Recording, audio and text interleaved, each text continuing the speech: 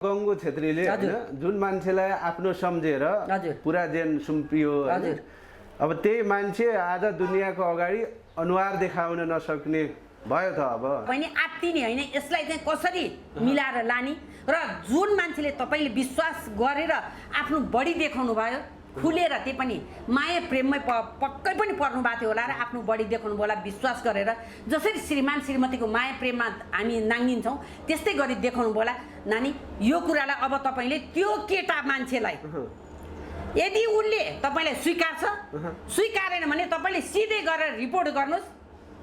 र योको लागि हामी महिला कर्मीहरू तपाईलाई साथ दिन्छौँ। बहिनीलाई म भन्छु तपाई नातिनुस् बहिनी र ह्यारेसमेन्ट नहुनुस् जे हुनु त भइसक्यो अब यस्ता व्यक्तिलाई चाहिँ कारबाहीमा ल्याउनु पर्छ भोलिदेखि अर्को नारीलाई नङ्ग्याउने प्रयास कसैले गर्ने छैनन्। फलानी क्षेत्री यस्ती रे उस्ती रे यस्ता यस्ता नकारात्मक मैले देखेँ कि आज टिकटक भरि फर यु पेज भरि आइरहेछ यसो मलाई त थाहा थिएन के यो 72 पोइन्ट के भने 7 भने के रहेछ भनेर हेर्नु जाँदा त त्यस्तो रहेछ यो गलत हो जे हुनु भइसक्यो अब हामीले यसलाई सुधार्न सक्दा नि सक्दैनौँ र तपाईहरू अर्काको इज्जतमाथि चाहिँ कहिल्यै पनि नखेल्दिनुस्। भोलि तपाईको इज्जतमा खेल्ने मान्छे जन्मिसकेका हुन्छन् आइसकेका हुन्छन् अर्कालाई ताली बजाउँदा नि त्यो ताली तपाईतिर पनि बज्छ एक हातले ताली बज्दैन आज तपाईले दुईटा हात ताली बजाउनु भयो भोलि तपाईलाई नि ताली बज्छ त्यही भएर अर्काको जिन्दगीमाथि यसरी चरित्र हत्या नगर्दिनुस्। हात जोडेर अनुरोध गरी महिला दिदीबहिनीहरू तपाईहरु हेर्नुस् महिला हुनुहुन्छ महिलाकै लागि यतिसम्म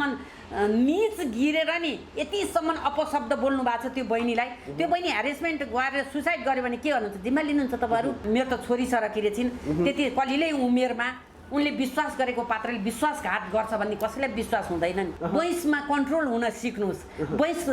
उमेर भन्ने चिज नि यो टिनेज भन्ने सबैलाई आउने चिज हो यो बेलामा सम्हालिन सक्नु भएन भने तपाईहरुको जिन्दगी खराब हुन्छ जसरी अहिले बहिनी खराब भयो यसलाई तपाई अन्यथा नलिनुहोस्। यस्तो झन् तपाईलाई अब सबक भयो यस्ता व्यक्तिलाई तपाईले कारबाही गर्नुपर्छ। भोलिदेखि अर्का केटी अरु छोरीहरु नाङ्गिनलाई बाध्य गराउँदैनन् यी पुरुषहरुले। उनी त अब एउटा जिउँदै मरे तुल्य भएन हैन तथ्य रूपमै भिडियो पनि बाहिर आइसक्यो। अब उनले जुन पात्रले लिक गरे उनले गम्भीर गल्ती गरिसकेका अब यो बाबुआमाले यो भिडियो हेर्दै गर्दा कस्तो महसुस भयो होला समाजले फेरि कुन आँखाले हेर्ला त्यो परिवारलाई। त्यही भन्दैछु अघि न आमा बाउलाई जति पीडा कसलाई भयो होला र हेर्नुस् त त्यो छोरीको लागि हामी हरेक सङ्घर्ष गर्छौँ त्यो छोराछोरीले हाम्रो शिर उठाउँछन् भनेर हामी कति गर्व गर्छौँ त्यही छोराछोरीको लागि कति त्याग गर्छौँ हरेक मान्छेसँग हामी झुक्न चाहँदैनौँ तर छोराछोरीसँग झुक्छौँ हामी छोराछोरीको कुनै पनि